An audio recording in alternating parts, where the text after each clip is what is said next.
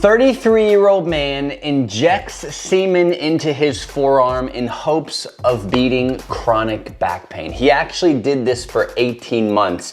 I'm gonna share the story, and if you stick to the end, I'm gonna give you a strategy that is far better for beating chronic back pain than injecting semen into your body. Hey, if you're new here, my name is William, and I teach chronic low back pain sufferers how to overcome years of back pain without stretching, without drugs, or even surgery. So if that's you, you've come to the right place.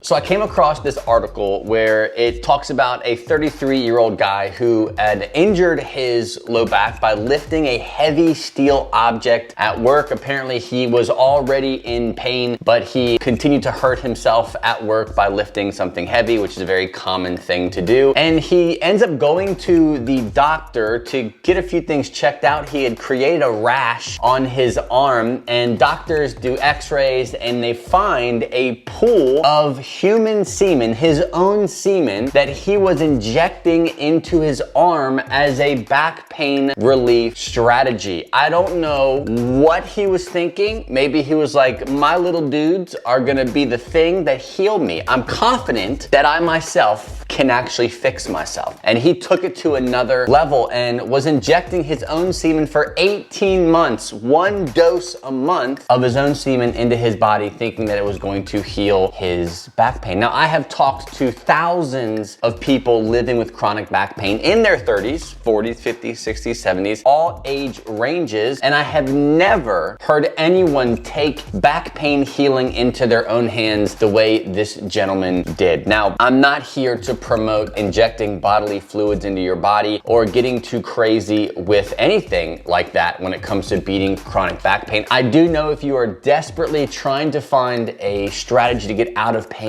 you are willing to go to great lengths to overcome this pain. Trust me, I lived with chronic back pain for years after being diagnosed in my early 20s with a ruptured L5-S1 disc along with degenerative discs above that site. Now, if you're new to the spine and you don't know anything about your own back, the L5-S1 is kind of like the last ditch effort of your disc before you get to your sacrum. So everything above that site is like your lumbar spine, and from there it goes into your thoracic spine and the rest up your spine. Now, if you're new to the human anatomy, your L5-S1 is your lower disc right before you get to the sacrum, and then up from there is basically your lumbar spine. Now, mine at the age of 22 was declared degenerative, and I hadn't gone through anything crazy in life, no major accidents or injuries that I had sustained, but I had a ruptured disc, I had a lot of back pain, and I didn't have as much life left in my lumbar spine at that age that I should have. Fast forward 15 plus years, I don't live in chronic back pain, I still have a ruptured disc, and odds are my spine looks worse today than it did back then. Now, when you are in pain, you are desperate. You're willing to do whatever it takes just to get some reprieve. Trust me, I know, but when it comes to going outside of the medical model, I applaud this guy for doing that, but semen isn't going to actually change anything about your back pain. In fact, these doctors actually researched all of the medical journals to see if there had been any other case where someone had injected themselves with something like this in hopes of beating pain, and it was the actual first case they had ever seen. Now, really quick, I want to leave you with a more constructive strategy that's going to help you alleviate chronic back pain. It's not stretching, it's not the injections you have planned, it's not the third, fourth, or fifth injection that you have planned in hopes of beating it, it's not the chiropractic adjustment that you keep going to once a month for maintenance purposes, it's not the Graston, it's not the Pilates, it's not the yoga that's going to overcome chronic back pain. Now, I have a 3-part method. I call it my hybrid relief method. This is what I implement with all of my students that I work with in a one-on-one setting. The first major step that each one of my students takes in a very specific to them way is desensitizing or calming an internal pain alarm system that you have. This gentleman here was already dealing with chronic back pain after lifting a heavy object. It actually made his pain worse. Therefore, he already had pain before lifting that heavy object. The number one thing that anyone does first before anything else, it's not PT, it's not strengthening your core, it's not strengthening your glutes, it's understanding the things that you can control in your life, your habits, your mindset, what you understand about pain, that's going to help desensitize and turn down this internal pain alarm system. You make decisions every single day, whether it's consciously or subconsciously that are making your pain better or making it worse. The unfortunate thing about most people living with chronic back pain is they don't know which one is which. So they're living their life chasing symptoms, managing their pain through short-term strategies, and never getting to the root issue of why they are so sensitive in the first place. So that is the first step. The second step is understanding movement from a therapeutic and medicinal perspective, as in movement is medicine. It's super important, right? We have to move. It's not good for us to just lay around and wait for our backs to heal. That's not how chronic back pain healing actually works. So what you want to actually focus on is understanding movement from a perspective of what feels good, what is changing my environment, how am I making decisions around how I move, the patterns that I do throughout my day, the routines that I have, and finding very specific exercises that allow me to push into more and more movement without pushing into more and more pain. There is a formula to this. There are principles that you can follow. Now, if you have a herniated disc or a bulging disc, or you're post-fusion, or you have a ruptured disc, you have stenosis, you've got degenerative discs, the principle is the same. The action steps are very different. This is why I cannot go into detail in these videos giving you exactly this is what you should do for your specific situation, because although you are watching this and this video is for you specifically, the principles are for you, but the actual action steps will be very different. So what I suggest right here as a blanket suggestion might actually make you worse, which is going to cause more confusion, more frustration, and you to seek other sources of pain relief, when in fact, this channel is actually the best. So when you're looking at movement, you're looking at it from an exercise perspective, as in you are trying to be more active, you're trying to use your body more, but there are specific exercises that you can do that will kind of tickle this area of sensitivity, but also focusing primarily on building resilience to certain movements. So for example, if bending over hurts, you've got to understand the exercises and the movement patterns that will desensitize your pain with bending, and then also introduce movements and exercises that will build tolerance to movement.